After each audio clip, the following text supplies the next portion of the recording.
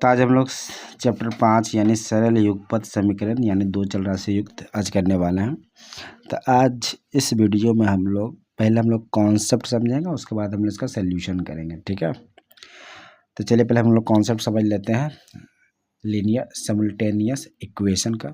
चलिए पहले हम लोग समीकरण को समझ लेते हैं। तो पहले हम देखिए एक समीकरण यहाँ हम देते हैं x + 1 बराबर क्या है 0। तो देखिए इसको हम क्या बोल सकते हैं, इसको हम बोलेंगे एक चर वाले रेखीय समीकरण। ठीक है, क्योंकि इसमें एक वेरिएबल है, देखिए x है ना। तो यहाँ पर देखिए जो चर की जो संख्या है, जो वेरिएबल है, जिसको हम लोग इंग्लिश में क्या बोलते हैं वेरिएबल, और हिंदी में बोलते हैं चर। क्या बोलते हैं चर। ठीक है, चल राशि। ठीक है, तो यानी इसमें जो चर की जो संख्या है एक होता है। देखिए एक्स सिर्फ दिया हो यानी एक्स है। ठीक है, और जो वेरिएबल है इसका जो मैक्सिमम पावर है यानी जो घात है यानी एक है। ठीक है, यानी इसका जो मैक्सिमम जो घात है यानी डिग्री है, इसको हम क्या बोलेंगे मैक्सिमम जो डिग्री है कितना है एक है ना। तो इसी को हम क्या बोलते हैं, इसको हम बोलते हैं एक चर वाले रेखीय समीकरण बोलते हैं। ठीक है, तो इसमें देखिए एक और हम उदाहरण के रूप में ले लेते हैं। देखिए x + y + 1 बराबर हम 0 ले लेते हैं। ठीक है, तो यहाँ पर देखिए x + y + 1 बराबर 0 लेते हैं। तो यहाँ पर देखिए यहाँ पर दो वेरिएबल आ गया, x आ गया और y आ गया, यानी दो चर आ गया x और y, यानी चरों की संख्या क्या हो गया 2 हो गया। यानी जो वेरिएबल है यानी संख्या 2 है, यानी कौन कौन सा है x है और y है। ठीक है, और इसमें जो मैक्सिमम जो पावर है यहाँ पर देखिए x पर मैक्सिमम पावर क्या है 1 है, और y में भी मैक्सिमम पावर कितना है 1 है। यानी मैक्सिमम पावर कितना हो सकता है 1 हो सकता है। मैक्सिमम जो डिग्री है क्या हो जाएगा 1 हो जाएगा। ठीक है, यानी देखिए दो चर, इसको हम क्या बोलेंगे, इसको हम बोलेंगे दो चर वाले रेखीय समीकरण बोल सकते हैं ना, क्योंकि इसमें जो वेरिएबल की जो संख्या है 2 है x y। ठीक है, अब समझते हैं कि दो चर वाले रेखीय जो समीकरण है ना, इसका जो फॉर्मेट होता है वो किस तरह का होता है। हम लोग पहले फॉर्मेट समझ लेते हैं कि कैसा लिखा जाता है। तो दो चर, ये भी क्या है दो चर वाले समीकरण ही है। तो हम फॉर्मेट हम पहले जान लेते हैं किस तरह का होता है फॉर्मेट। दो चर वाले जो रेखीय जो है, तो इसको हम लिखेंगे ax + by + c बराबर 0 है ना, यानी ax + by + c बराबर 0। तो आप देख सकते हैं यहाँ पर x और जो y है ये क्या हो गया वेरिएबल हो गया। यहाँ पर x और y क्या हो गया वेरिएबल, जिसको हम चर बोलते हैं। ठीक है, और देखिए एक के साथ जो गुणांक है a और y के साथ में, x के साथ में जो गुणांक है a है और y के साथ में जो गुणांक है b है ना, और यहाँ पर देखिए c है। तो यानी ये क्या हो गया यहाँ पर a b c क्या है, ये एक वास्तविक संख्या है। क्या है वास्तविक संख्या। ठीक है, मतलब ए बी सी क्या हो गया वास्तविक संख्या। मगर इसमें जो a और जो b है ये क्या शून्य नहीं हो सकता, ये शून्य नहीं हो सकता। जब ये शून्य हो जाएगा तो यानी जो चर है वो भी क्या हो जाएगा 0 हो जाएगा, है ना। तो यानी ये टू वेरिएबल लीनियर इक्वेशन नहीं हो सकता है। ठीक है, इसलिए हम क्या बोलते हैं ए बी शून्य नहीं हो सकता। मगर जो सी है, सी क्या है स्थिरांक है। क्या है स्थिरांक। स्थिरांक कहने का मतलब ये है कि इसके साथ में चर नहीं है। ठीक है, चर का गुणांक में नहीं है, क्योंकि एक्स और वाई के साथ में क्या है, एक्स और वाई क्या वेरिएबल, इसके साथ में ए है और इसके साथ में बी है, यानी ए और एक्स का क्या गुणांक है। ठीक है, इसीलिए सी क्या हो गया स्थिरांक हो गया कि इसके साथ में कोई चर नहीं यानी वेरिएबल नहीं है। ठीक है, सी क्या कांस्टेंट यानी स्थिरांक है, कोई भी संख्या हो सकता है। यानी ए बी सी जो वास्तविक संख्या है यानी कोई भी नंबर हो सकता है, 2 4 5 6 7 8 9 10 कुछ भी हो सकता है, यानी वास्तविक संख्या है। ठीक है, और सी क्या हो गया स्थिरांक है। तो यही होता है फॉर्मेट दो चर वाले समीकरण का। ठीक है, अब हम लोग समझेंगे संगत। अब समझते हैं संगत। संगत जिसको हम बोल सकते हैं युग्म। युग्म समीकरण, दो नाम है इसका, है ना। संगत बोलिए या युग्म समीकरण इसको हम बोल सकते हैं। तो देखिए जो संगत युग्म जो समीकरण है, इसमें दो समीकरण एक साथ जब रहता है तो उसी को हम क्या बोलते हैं, संगत समीकरण। तो जैसे कि एग्जाम्पल के रूप में समझते हैं, जैसे कि a1x1 plus b1 y1 plus c1 बराबर 0 हो गया। उसी तरह जो दूसरा जो समीकरण होगा वो हो जाएगा a2x2 plus b2 y2 plus c2 बराबर 0। यानी दोनों समीकरण जब मिल जाता है तो क्या बनता है, संगत समीकरण। ठीक है, यानी ये एक रेखा ये हो गया, ठीक है, यानी एक लीनियर इक्वेशन टू वेरिएबल, और ये हो गया एक लीनियर इक्वेशन टू वेरिएबल। ठीक है, और ये दोनों क्या होता है, एक दूसरे का प्रतिच्छेद करता है कि नहीं करता है, वो एक्स अक्ष और वाई अक्ष पर हम लोग देखते हैं ग्राफ के माध्यम से। समझते हैं कि जब संगत समीकरण में हल की संख्या क्या हो सकती है। ठीक है, यानी हम लोग समझ गए हैं कि जो चर होता है, दो चर वाले रेखीय समीकरण, ये एक लाइन को प्रदर्शन करता है। क्या करता है, ये एक लाइन है, ये दूसरा लाइन है। ठीक है, ये दोनों एक दूसरे के साथ में क्या प्रतिच्छेद करने के लिए क्या क्या कंडीशन हो सकता है उसके बारे में हम लोग समझ लेते हैं। ठीक है, तो यहाँ पर जब संगत जो समीकरण है में हल की जो संख्या है वो समझ लेते हैं। हल की जो संख्या है उसको हम लोग जान लेते हैं क्या क्या कंडीशन हो सकता है। ठीक है, तो पहला कंडीशन क्या है, तो पहला कंडीशन ये होगा कि एक और केवल एक हल होने का शर्त है, यानी एक और केवल एक हल होने की जो शर्त है, क्या है शर्त, ठीक है, एक और केवल एक हल होने की शर्त है। तो देखिए जो संगत जो समीकरण होगा, देखिए ये कुछ समीकरण बना लेते हैं। a1x1 plus b1 y1 plus c1 बराबर 0 हो गया, और a2x2 plus b2 y2 plus c2 बराबर क्या हो गया, 0 हो गया।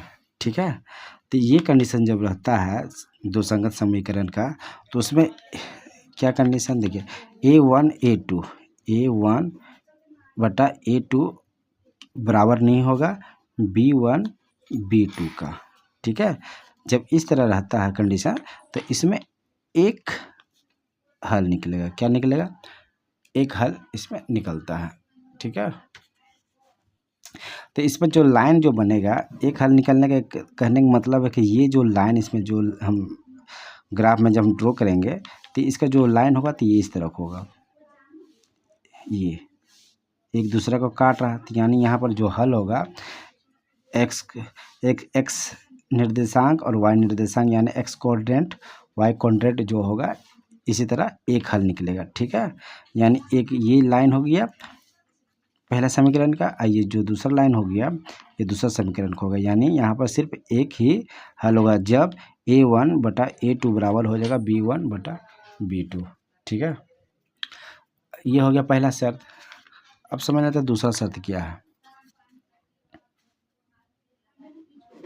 तो दूसरा शर्त ये है कि अनगिनत हल होने की शर्त है। इसमें क्या है, अनगिनत हल होने की शर्त। ठीक है, पहला शर्त क्या होता, जब a1 a2 बराबर नहीं होगा b1 b2 का, तब इसमें एक हल निकलेगा।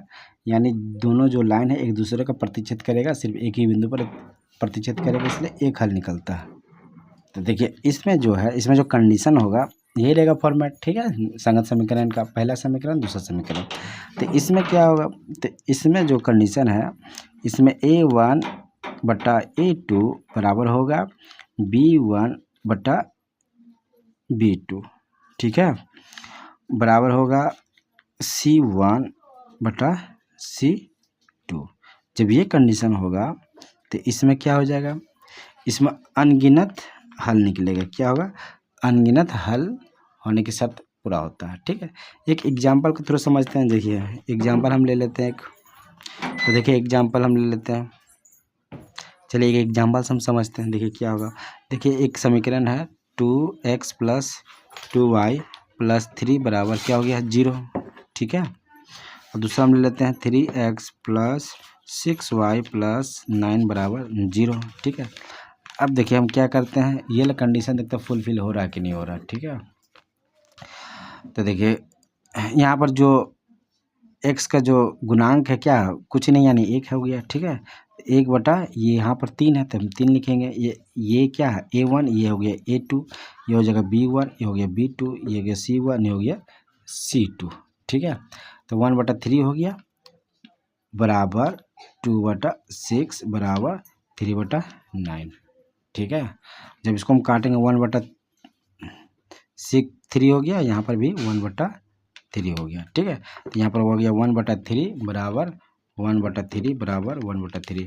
तो यहाँ पर क्या हो जाएगा, अनगिनत हल होने की शर्त यहाँ पर लागू हो जा रहा। जब इस तरह कंडीशन आता है तो यहाँ पर क्या होगा, अनगिनत हल होगा। इसका देखिए जो ग्राफ बनेगा फिर इस तरह बनेगा, जैसे कि एक लाइन, जैसे ये समीकरण का जो लाइन होगा ये होगा, ठीक है। ये हो गया पहला लाइन इस समीकरण का, और ये समीकरण का लाइन होगा इसी के ऊपर में ही रहेगा, ठीक है, इसी के ऊपर में ही रहेगा। यानी बहुत जगह पर इसका कटान बिंदु हो जाएगा, यानी यहाँ पर अनगिनत हल होने की शर्त होता है, ठीक है।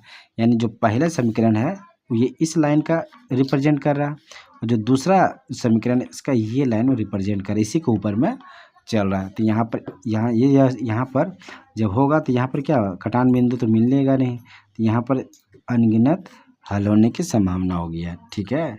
यही होता है। मगर हम पहला में समझ लेते हैं, इसका उदाहरण नहीं देखें तो यहाँ पर जो एक और केवल एक हल होने की जो शर्त है, इसका भी हम एग्जाम्पल के थ्रू समझ लेते हैं। तो देखिए इसका जो एग्जाम्पल हम ले लेते हैं, देखिए 2x माइनस 3y प्लस 1 बराबर 0 हो गया, और 3x प्लस वाई प्लस 2 बराबर 0 हो गया, ठीक है। अब देखिए क्या ये कंडीशन पूरा हो रहा है, ये कंडीशन पूरा होगा तो समझ जाएंगे कि एक हल होगा, और इस तरह के इसका ग्राफ में चित्र बनेगा, ठीक है। तो देख लेते हैं, ये 2/3 हो गया बराबर घटाव 3 है बटा यहाँ 1 हो जाएगा, क्योंकि y के साथ में कोई गुणांक नहीं यानी एक ही हो जाएगा। तो क्या ये बराबर है, नहीं है, तो यहाँ पर इसका मतलब एक हल इसका निकलेगा। और यहाँ पर क्या हो जाएगा, यहाँ अनगिनत है ना, अनगिनत हल हो जाएगा, ठीक है। अब चलिए शर्त नंबर 3 पे जाते हैं, ठीक है। देखिए शर्त नंबर 3 में क्या होगा, तो यहाँ पर तीसरा नंबर की जो शर्त होगा, तो कोई हल नहीं होगा, ठीक है। अब ये समझ लेते हैं, तो तीसरा कंडीशन क्या है, इसमें कोई हल नहीं होगा, कोई हल नहीं होगा, ठीक है। तो इसमें जो कंडीशन होता है ये होता है a1/a2 बराबर b1/b2 बराबर c1/c2, ये बराबर नहीं होगा, ठीक है। यानी a1/a2 बराबर हो जाएगा b1/b2 के, और बराबर नहीं हो जाएगा c1 c2 के, ठीक है। यानी ये कंडीशन जब पूरा होता है तो क्या हो जाएगा, इसमें कोई हल नहीं होगा, यानी कोई रिजल्ट इसमें नहीं होगा, कोई हल नहीं। तब जब इसको हम ग्राफ में जब ड्रॉ करेंगे तो इसका चित्र किस तरह बनेगा, यानी दो समीकरण लिए हैं, ठीक है। तो पहला समीकरण जब हम उसका लाइन क्या होगा, ये इस तरह होगा, ठीक है, ये लाइन होगा, ठीक। और जो दूसरा समीकरण हम जब करेंगे तो ये इस लाइन में प्रदर्शन करेंगे, ठीक है। यानी एक दूसरे का क्या हो रहा, समानांतर चल रहा है, यानी एक दूसरे का प्रतिच्छेद नहीं कर रहा, एक दूसरे को काट नहीं रहा है ना। तो यहाँ पर कोई हल नहीं निकल रहा, ठीक है। जब ग्राफ में हम इसको जब ड्रॉ करेंगे इस तरह का जब कंडीशन रहेगा तो इस तरह का ये चित्र बनेगा, ठीक है। ये पहला जो लाइन देख रहे हैं ये समीकरण 1 हो गया, और ये जो दूसरा लाइन देख रहे हैं ये समीकरण 2 का हो गया। यानी एक दूसरे की ये क्या कर रहा है, प्रतिच्छेद नहीं कर रहा, यानी काट नहीं रहा, ठीक है। तो यही होगा, इसका कोई हल नहीं, इसका कोई आंसर नहीं है, ठीक है। तो हम लोग समझ गए, जब संगत समीकरण होता है तो हल होने की संख्या जो होता है 3 कंडीशन होता है। पहला कंडीशन क्या है, एक और केवल एक हल होने की शर्त है, जो कि ये इस तरह का कंडीशन है, ठीक है। दूसरा अनगिनत हल होने की शर्त होता है, इसमें क्या होता है, यहाँ तीनों बराबर होता है, जो जो वास्तविक संख्या है A1 बटा A2 बराबर हो जाएगा B1 बटा B2 बराबर हो जाएगा C1 बटा C2। अब जो तीसरा कंडीशन होता है इसमें कोई हल नहीं होगा, ठीक है। इसमें क्या होता है A1 बटा A2 बराबर हो जाएगा B1 B2 मगर C1 बटा C2 बराबर नहीं होगा, ठीक है। इसमें कोई हल नहीं होगा, इसका चित्र इस तरह का होगा, ठीक है। जब ग्राफ में इसको हम ड्रॉ करेंगे, अब समझेंगे हम लोग कि दो चर वाले जो रेखीय समीकरण है इसको हल करने के कितने विधि होते हैं। इसको हल करने के तकरीबन 5 विधि होते हैं, ठीक है। तो उसको हम लोग जान लेते हैं, ठीक है। पहला विधि क्या है, तुलनात्मक विधि हो गया, ठीक है। जो दूसरा विधि हो गया प्रतिस्थापन विधि हो गया, प्रतिस्थापन विधि हो गया, ठीक है। जो तीसरा हो जाएगा ये क्या हो जाएगा, ये हो जाएगा लुप्तीकरण। ये क्या हो जाएगा, लुप्तीकरण विधि।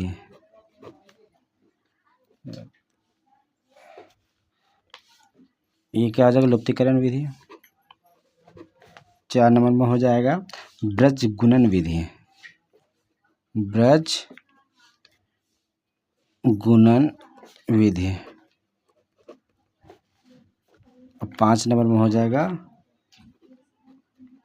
अनुपात निर्णय विधि।